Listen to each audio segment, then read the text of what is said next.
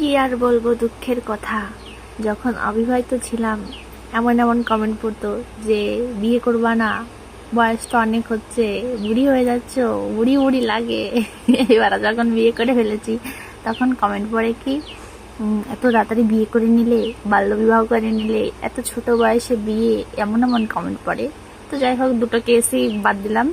এখন আমার হচ্ছে মুখটা হচ্ছে গোল কোয়ালিটির, আর আমার গাল দুটো হচ্ছে এমন ফোলা ফোলা, আর আমি হচ্ছে অনেক জুম করে ক্যামেরা ধরি, তার সামনে এসে ভিডিও বানাই। তো আমাকে এমনি ক্যামেরায় মোটা মোটা লাগে।